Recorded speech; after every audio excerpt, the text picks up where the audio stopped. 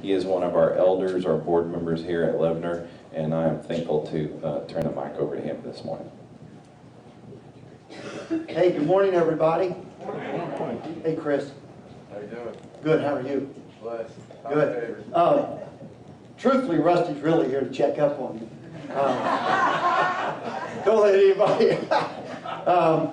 For some of you, I don't know, because I don't know everybody in here. I'm Terry Cooper. Some people call me Coach. Some people call me Chaplain.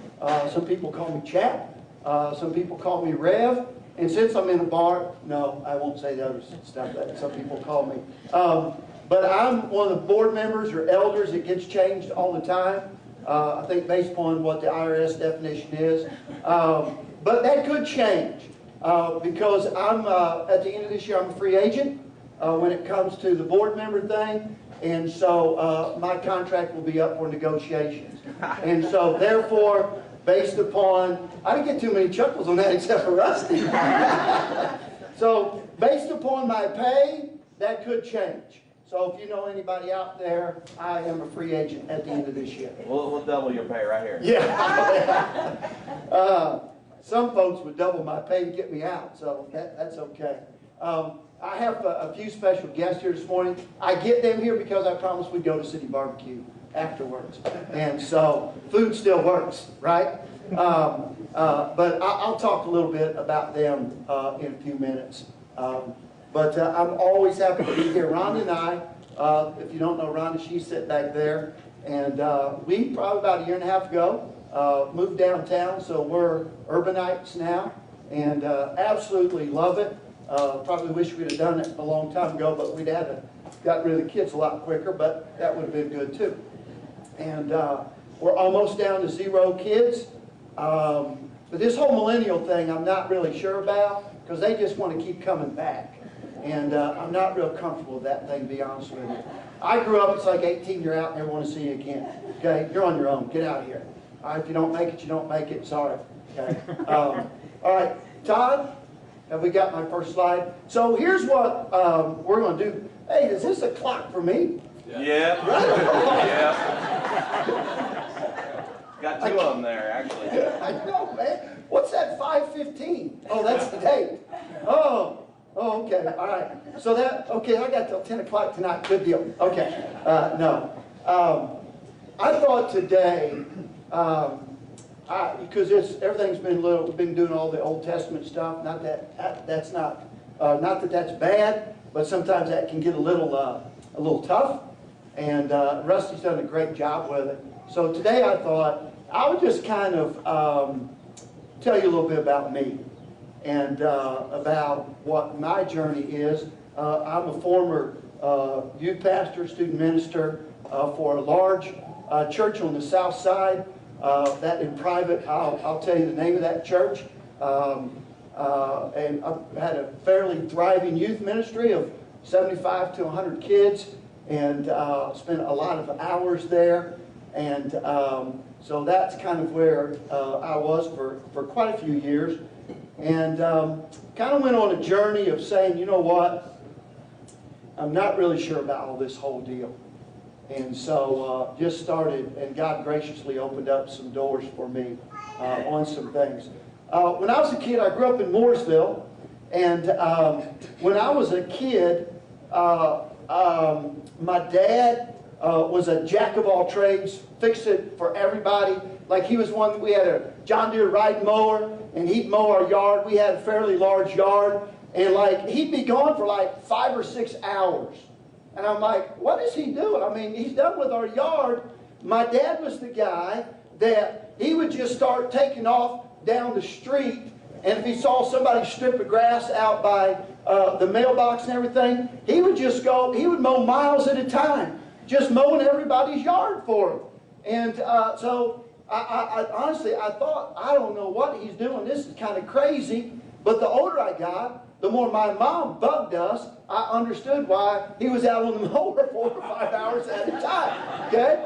And so I love my mom. She's went on. She's with the Lord now. So everything's good as far as that goes. But I understood that about my dad. And so he was very quiet. I mean, it probably wasn't until I was almost married, the first time I remember hugging my dad, the first time I ever remember my dad telling me that he loved me. So he just kind of grew up in that age. You know, men didn't show affection to each other. It was kind of not viewed as the greatest thing on the face of the earth. And so that's kind of how I grew up. And so I was in college. I was telling everybody, like, these folks, man, if they had a YouTube and all that stuff around, listen, I'd own this building today because everything would be so viral, and I mean, we'd be famous, right, Tanya? All the stuff that we told people that we did, but nobody believes. But it's all, if we'd had, I'm telling you, it was out there, we could see it, but we can't. So all now we do is tell the stories about it. I went off to college and went to University of Indianapolis or Indiana Central. And while I was there, we had what's called a spring flex semester, where basically we took one class for like 6 weeks or something like that, for about 3 hours a day. And then the rest of the time you were just free. So I went back to, I graduated from Monrovia High School, who just won their first football state championship this past fall. And so I went back there to student teach. My mom was an elementary librarian. And so she, so I went back and started student teaching. Now, back then I couldn't figure it out. I always got stuck with the junior high, doing all the student teaching. I'm like, why can't I never get the high school kids? No, we'd like for you to have the junior high kids. Okay? Back then I couldn't figure it out. Now I understand because nobody ever wanted to substitute junior high kids. Okay? So I got these junior high kids, and so one day, you know, kids are not that much different today than they were back then. They tell everything, they talk. And so I found out that there was a girl, she was probably about 13 or 14 at the time, had run away from home.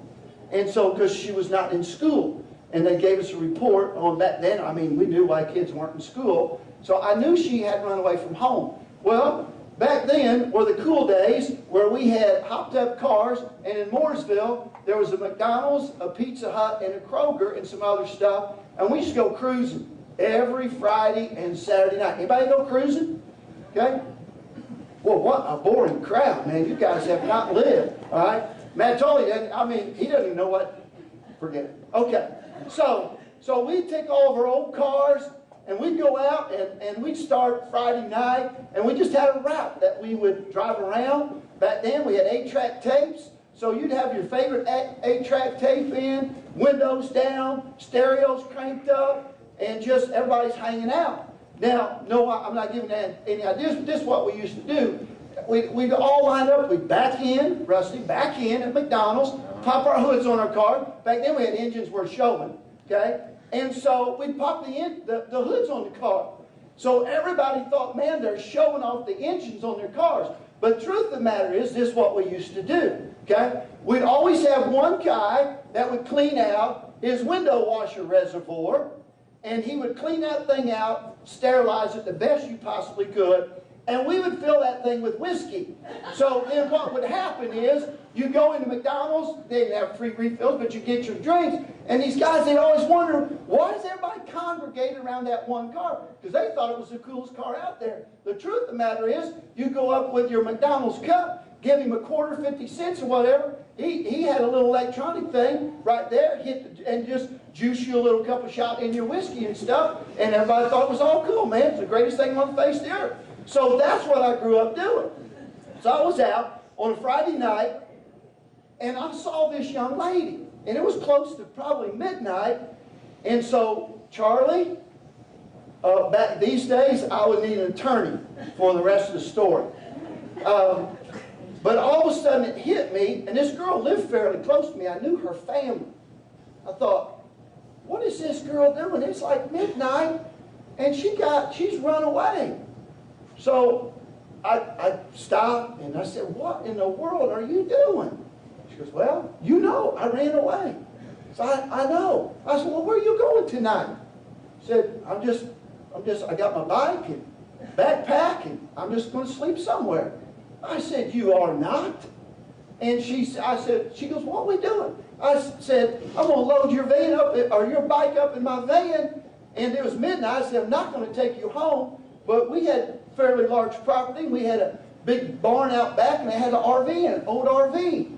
So the first thing that popped in my head was, I'm going to take you home. Okay, you're going to go in, you're just going to stay in the RV first thing in the morning, Saturday morning. I'm going to be the hero, put my bike in your van, and we're going to drive you down, and everything's going to be good to go. Okay, now, Charlie's looking at me like, whoo, you've already made some big mistakes already, big guy. Okay, so, but that's what we did. She had her bike stashed off in the weeds somewhere, picked her up, took her home, and my mom and dad, to this day, I don't know how. I got up early that next morning. I don't know how I got out without there seeing her, because that whole thing could have went south real quick. Okay, so she lived probably about 2 miles down the road, lived on Greencastle Road. Her house sat way back off the road. The whole time I'm driving back there, I'm thinking, I'm going to be the greatest thing since sliced bread. I'm bringing these family, their kid home, and all this kind of stuff like that. And so, now to preface though a little bit, I will say that I had a 78 Chevy van that had no windows in it. It was all black, customized. My dad and I, we put red shag carpet in it, had Buick Riviera wheels on it, running boards. It was the coolest thing to ever hit the face of the earth. I had lights everywhere in it, and inside it had like red lights that shine and everything like that. So, and then on the front, back then you had bug shields and you write stuff on them. Well, mine said, because I ran track when I was in college, and a lot of the brothers that I hung out with kind of nicknamed me the Midnight Runner, because they said, you really don't run like you're white, you run like you're black. So I had this red bug shield and bright white letters across of it said the Midnight Runner. Okay? So that's what I pulled back into this driveway in. So I open up, of course, got all the red shag carpet everywhere and everything. I pull her bike out and walk up, and I still see this guy was a big guy. And it's a story, the more I tell the story, the bigger this guy gets. I swear. He looked like Goliath to me, and I was like David. And I had no slingshot. I had no stones either. So I looked at him with a big smirk on my face, a big smile, and I said, Mr. So-and-so, I said, I found your daughter last night, and I'm bringing her home to you. And he looked at me as serious as could be and got up right in my face. And I thought, ooh, this is not good here all of a sudden. And his wife was standing back there, and I could tell she wanted to kind of intervene, but didn't. And he looked me in the eyes and he said, I don't know who in the world you think you are, but you take her, put her blankety-blank bike back in that blankety-blank van, because I don't know where you guys were last night. And I tried to tell him, he says, and you take her back to exactly where you found her. So it's okay. So he was big, and I really thought the dude was going to hit me. And Mom's standing there bawling, crying. And I'm looking at this 13-year-old girl, and she's bawling, crying. And I'm like, ooh, this is way more than I signed up for. I'm like 20 years old. All I was just trying to do is get a girl off the streets. So back then, of course, we had no cell phones, nothing. So put her bike back in the van. We got down to the end of the driveway. I looked at her and I said, what do we do now? She goes, well, there's a family close to Monrovia. Why don't you take me there? So I said, okay, sounds like a great idea to me. So I took her there, dropped her off, and that was it. And so, but I never forgot her dad telling me, you just take her back to where you found her. Now back then, that wasn't that big a deal, but that still rings in my ears on a daily basis. I just recently reconnected with her. Her name is Renee, and I don't know the whole story that night. And I do know that the POS, actually, she was supposed to be here today. I was supposed to meet with her. I hadn't seen her for 25 years, and we reconnected, and I was going to meet with her because she said that night changed my life for the next 25 years in a positive way. So I said, I'd love to hear the rest of that story. We were supposed to meet Friday, and the last second I get a message from her. It's like, I can't do this. I just can't do it. I've tried the best I could to talk her out of it, and she just quit responding to me. So pray for this young lady. She's not, I mean, to me she's young. She's probably about 45 years old now. And, but she just is still struggling on there.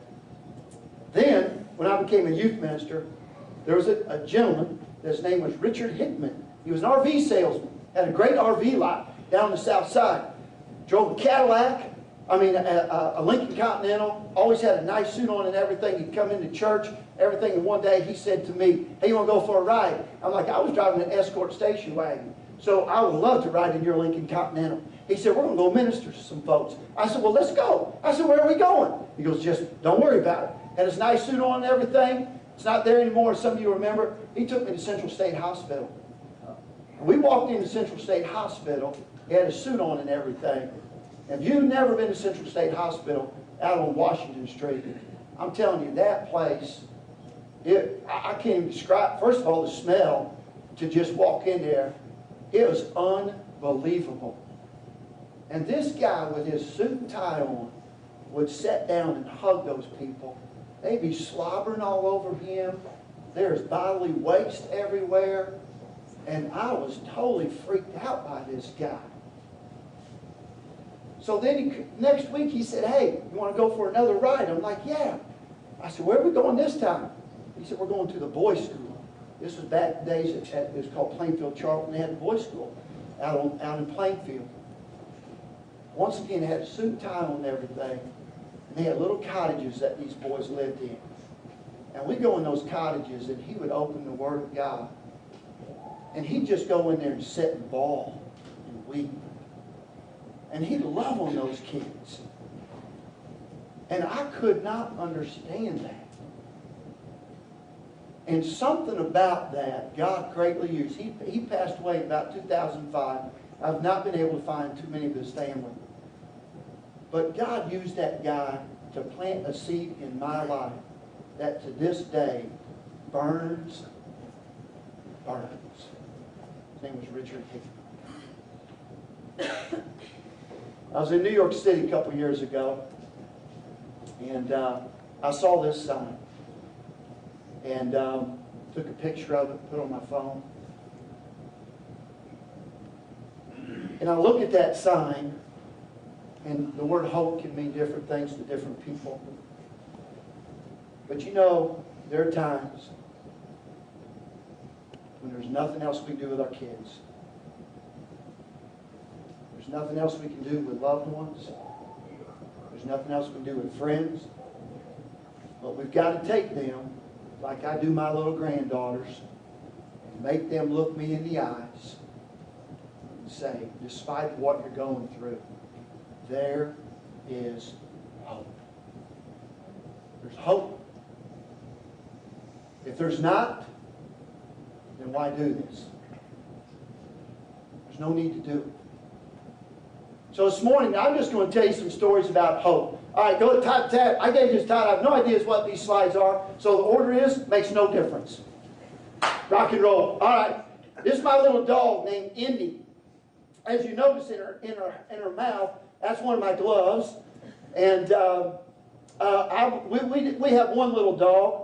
She's a great dog. She barks a lot. She doesn't shed. She doesn't do anything. She doesn't run around. She's a lap dog. She's a perfect dog. She's what you would call a perfect child. No trouble whatsoever. Does a few little bad things here and there. I can leave for hours. She's good to go. So they kept telling me a long time, about 2 years ago, hey, let's get a second dog. Let's get a second dog. Well, you know who already takes care of the first dog? Me. Okay? Ron's never taken that dog on a walk. If she did, it's around the yard, and she consider that she's done something really great. Well, I love on the dog, blah, blah, blah. But yeah, okay, whatever. Okay. So I kept telling them, yep, I'm going to think about it, I'm going to think about it. But I said, but the timing's got to be right. You know, we're getting ready to go somewhere, blah, blah, blah. We can't do this, we can't do this, we can't do that. So my one daughter, Kylie, is a dog rescue freak. And so she sent me a picture of this little dog as a pup. Oh, that's cool, no big deal. And I was like, oh, let's go look at this dog. I'm like, yeah, but the timing's just not right. Okay? So then it got bad because she said this, well, we have an appointment tomorrow morning at 10 o'clock. Right? I'm in trouble. So we get down to Animal Rescue down off Raymond Street. If you walk in there, whew, man, it smells bad in there. So they take me back in these little cages, and of course they lie to you and tell you what kind of breed it is. Oh, this is a Border Collie. Yeah, it's got a little bit of Border Collie right there on the nose, and the rest of it's all German Shepherd. Oh, but it's a cute little Border Collie pup. So that got it right there. So then I walked in, and it had just been fixed, so it's just kind of laying in its crate and everything. And they're like, well, you want to go to the playroom? Absolutely, let's go to the playroom. Take it to the playroom. You know, it just kind of messes around a little bit. Well, then there's a tennis ball in there. Well, then it gets the tennis ball, grabs the tennis ball, brings it to me. I toss the tennis ball. It grabs it, brings it back. So, long story short, that's my yard, that's my dog. So, you say, why are you showing this dog? This dog has absolutely changed my life. We can all get to this place where we love being comfortable. And the older we get in this comfort zone. We can do it in our Christian lives, we can do it financially, we do it with everything. Like I just like that little dog at home, Laney. I know it's not going to be any messes. All this kind of stuff like that. That dog was on sale that day, half price for $35. Okay? The figure is now well up over 4 figures that I have invested in this dog.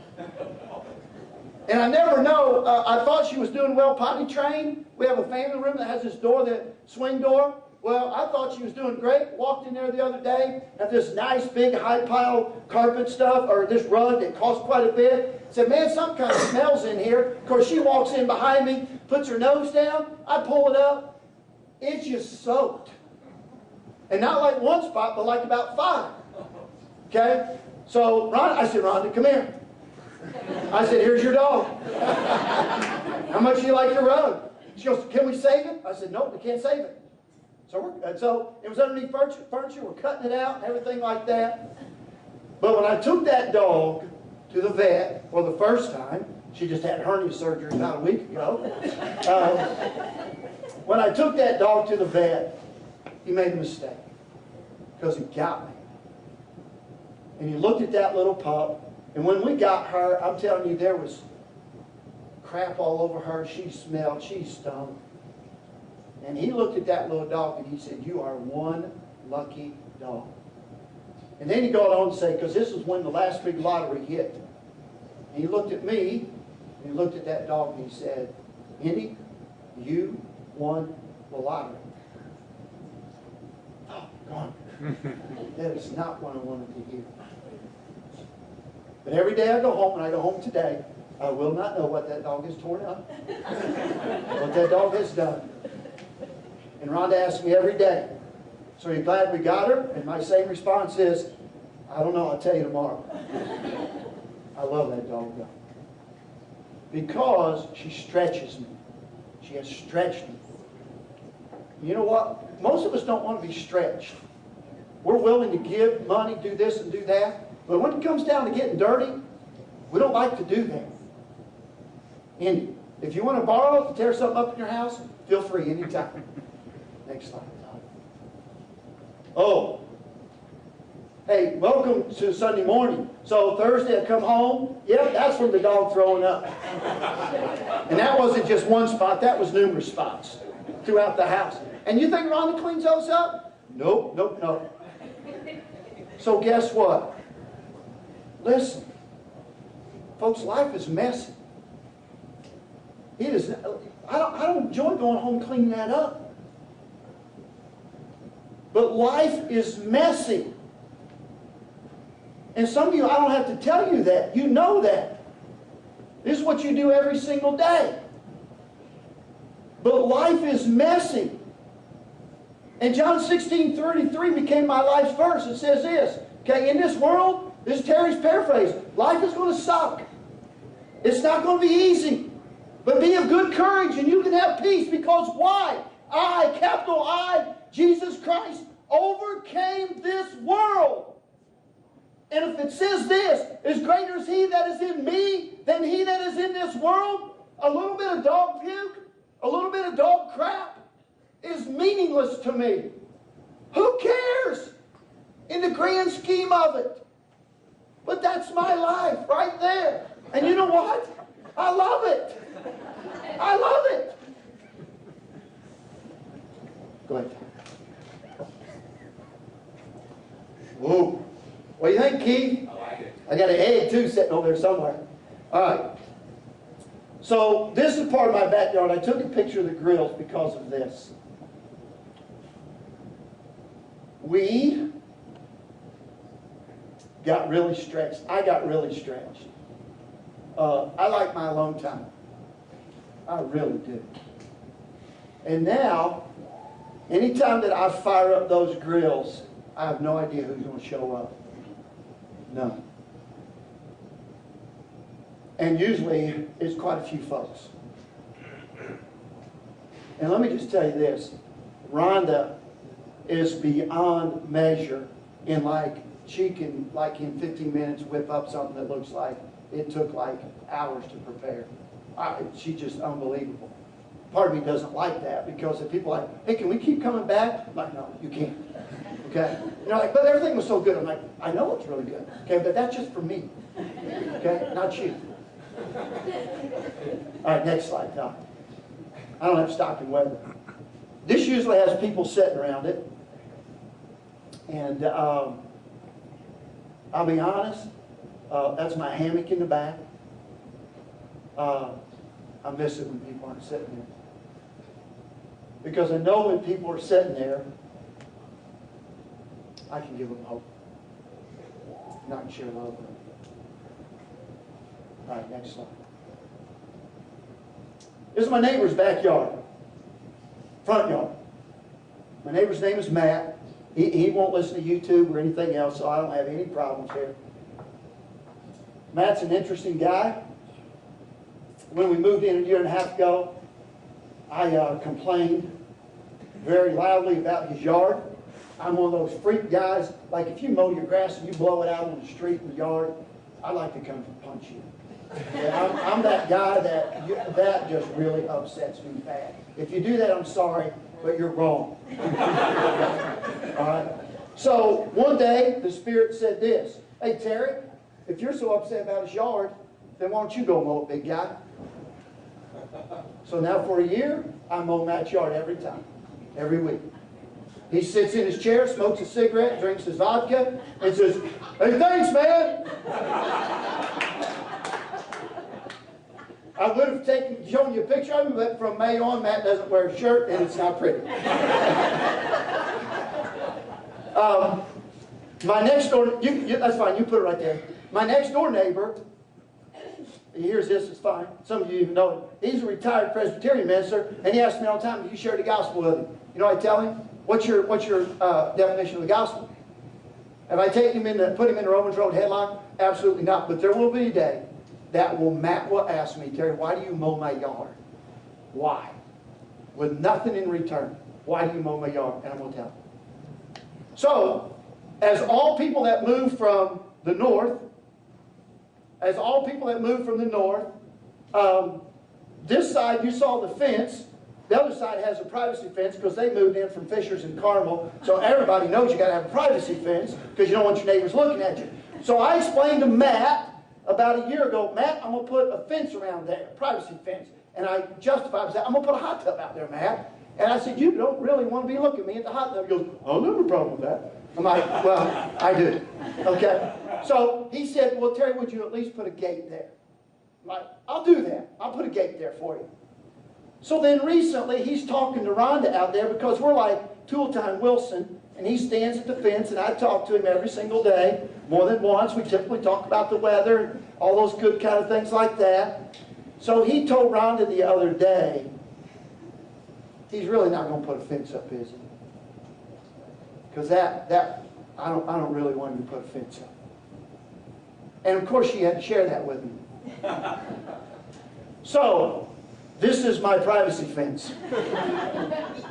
It's in the corner. That way I kind of feel like I've got a privacy fence. But Matt stretches me. And the verse that keeps popping every time I see Matt is this. Hey, come unto me all who are weary. All. And I'll give you rest. Next one. Broad Ripple High School. Who did that? Oh, Jeannie, are you a rocket? Yes. Okay, all right. So, I love going to farmers markets every Saturday morning. And so about a year ago, Broad Ripple has a great farmers market that goes on back there. I was going around doing my stuff. I got a routine every Saturday. And so I went, and there was some kids selling Gatorade and water. So I'm like, oh, that's cool, but that doesn't really fit in at the farmer's market. People are looking for more specific stuff than that. So I go up and start talking to him. Well, it's a football team, it's a coach. So I started talking to him, and I'm like, hey, what's your schedule? What's your schedule? I'm like, whoo, man, you're going to have a rough season next year. So I got to talking to him. And Spirit said, I want you to become the chaplain for them. I'm like, no. I have a lot more going on than that. It's like, no, I want you to talk to him. I walked out to the car and started getting in the car, and I'm like, Rhonda, I'll be back. She's like, what are you doing? I'm like, okay, well, I'm nothing, I'll be back. She's used to it. So I go back and talk to this guy, and I start saying, hey, here's what I'm kind of interested in doing.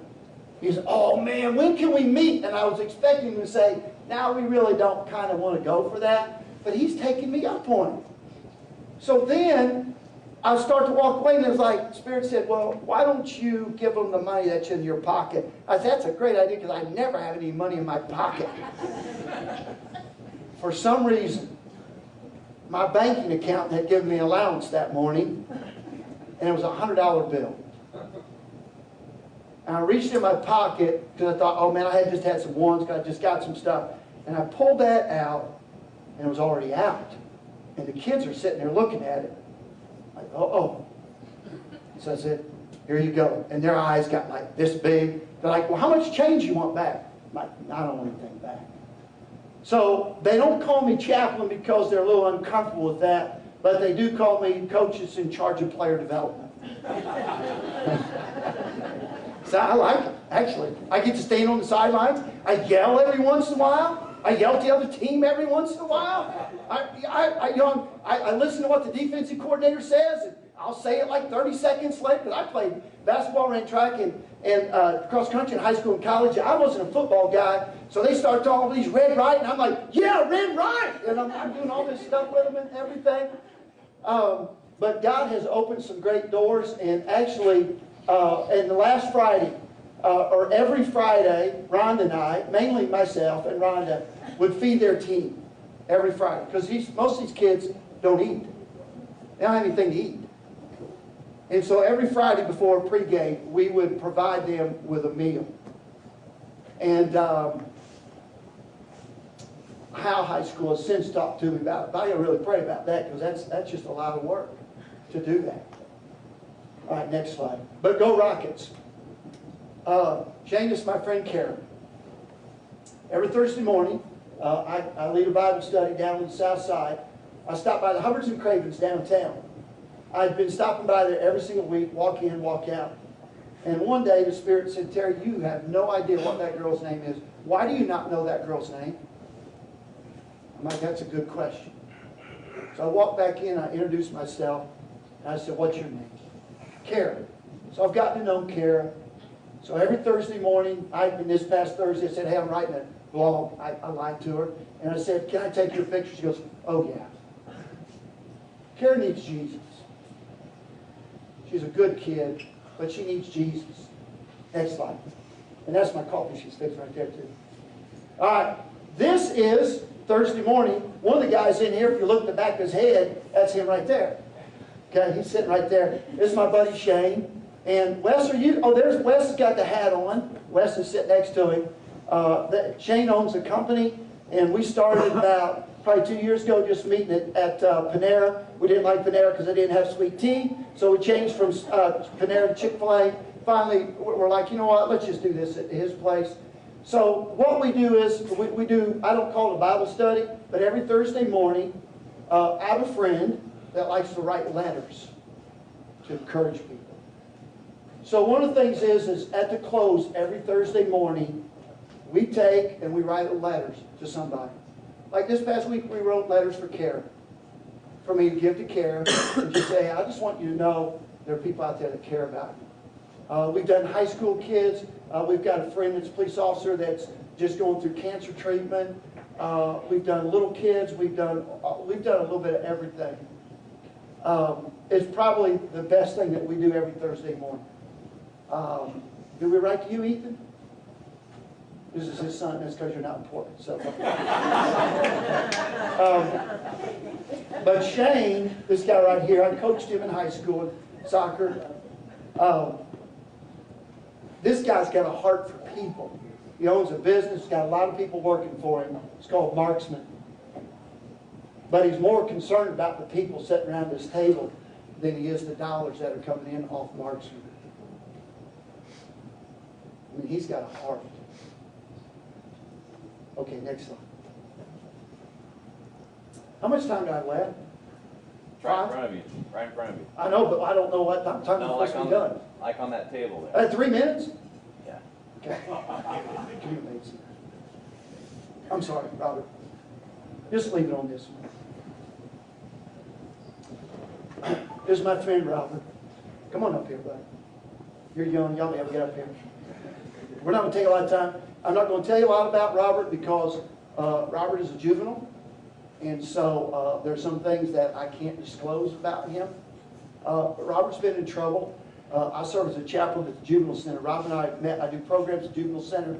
We're sitting down on a Thursday one time, and there were some problems going on in the Juvenile Center. He smarted off to me. I smarted off back to him. I asked him, he didn't even remember this part. I asked him what his name was. He gave me some smart aleck name about his name. So I said, I'm done with you guys, and I walked out. I do that every once in a while because sometimes it gets out of control. So I walked out. Said, we're done. I went home that night. I thought, that little punk. I was so mad at him. So next morning I woke up, and the Spirit said, Terry, go see that kid. I didn't know his name. All I knew was a punk causing trouble.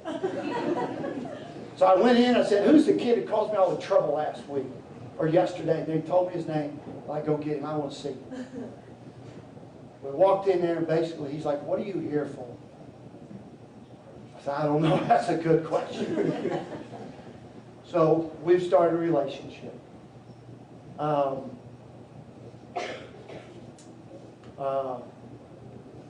Robert's had a tough past. He's 17 years old. He's not had an easy past. He doesn't have an easy road ahead of him. A couple weeks ago, been working, he's been out, been back in. He likes to check back in every once in a while just for the fun of it. But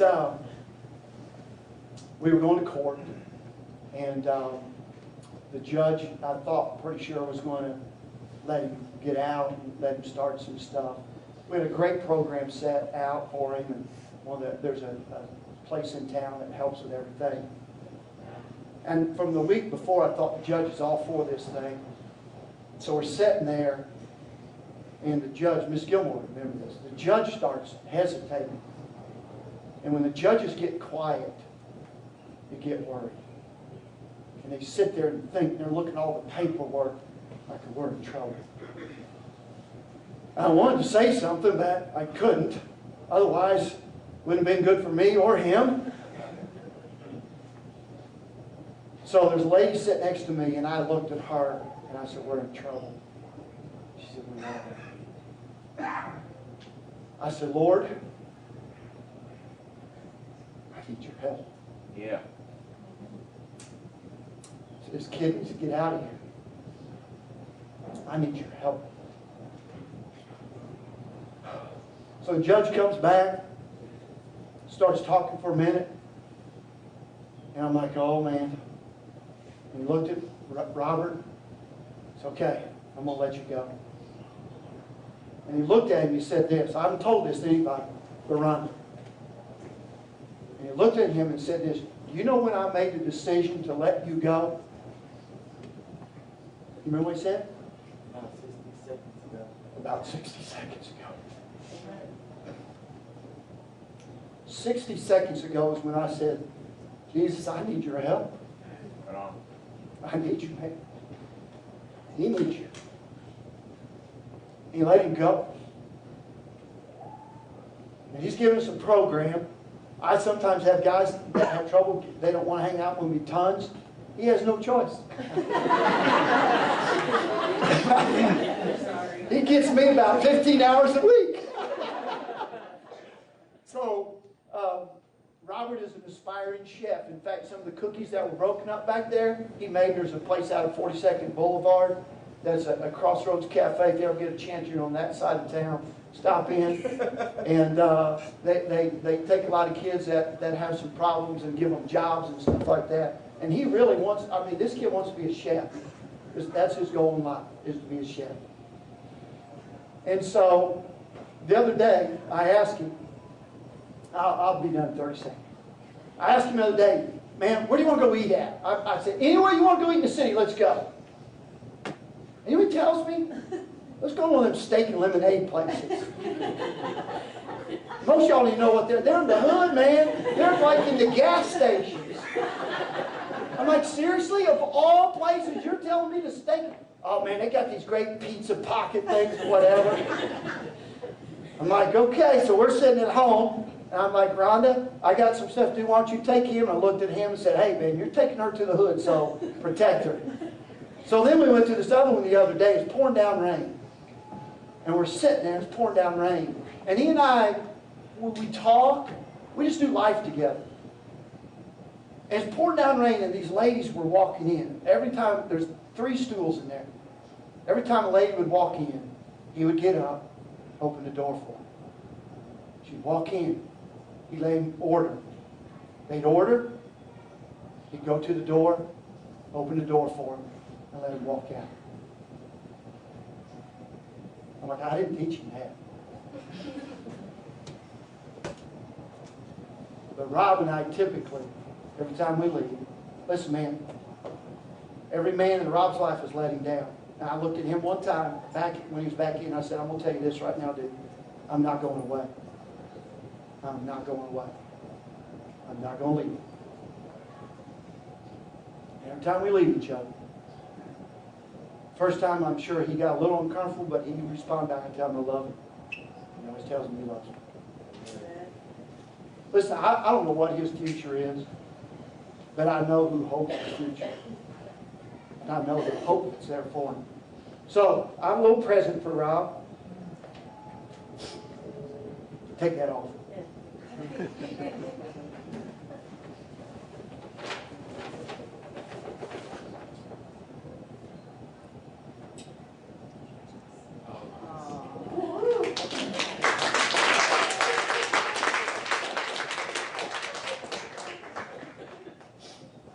So, I figure if you want to be a chef, you might as well look like one. And typically, you know, black people look better in chef jackets too. And it does say Chef Basil. So let's put this in.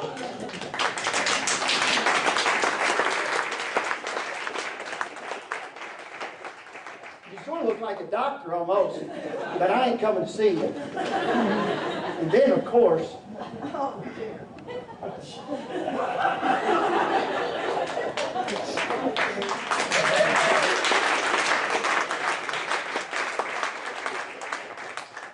I know, you'll have to, yeah, you can adjust those, okay? All right. So, one of my favorite verses says this. Yeah, that goes in the back, dude. That elastic thing. One of my favorite verses says this, and I have a bunch of verses, but it's not what the Lord wanted today. Now to Him, who is able to do far more abundantly and exceedingly than we could ever think or ask.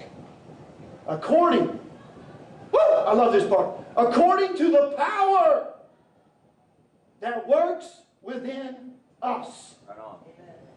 That's that spirit Rusty was talking about. Now to Him, listen, it ain't me, brother. Listen, I grew up in the most prejudiced part of the county, Mooresville. Okay? Listen, there is nothing within me that's natural for me to love this kid. Nothing. But the power that's within me says this.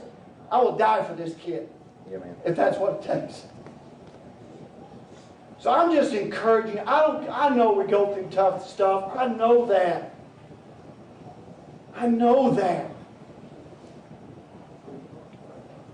But you know what? We're the only ones that have the true answer. We're the only ones. Nobody else has got it except us. Kendall and Stella and Carter are watching today. I promised I'd give a shout out to them. Kendall's 6 years old. She asked her mom the other day, what does God look like? Cassie said, I don't know what God looks like. Kendall said, well, can we Google it? And then Kendall said this when she prayed. She said, hey, God, this is Kendall, your biggest fan. Kendall's wrong. God is Kendall's biggest fan. Robert, I'm your fan. And you know that. But God is your bigger fan. Hey, Lord, thanks for today. And just thank you for loving us. And thank you that one of my favorite verses I was going to talk about this morning is Jesus wept. He wept because he felt some folks' infirmity. He felt their sorrow. And anything that we're going through, we know that you feel it. You got it. You understand it. So, Lord, I don't know exactly what Robert's future looks like, but I know that you love him far more than I do or anybody else in this room. And you're for him. So, Lord, I pray that you would put people in his life to continue to give him wisdom and just let him know how much you love him. Lord, thank you for this church. Thank you for Rusty. And thank you for his heart. We ask all this in Christ's name. Amen.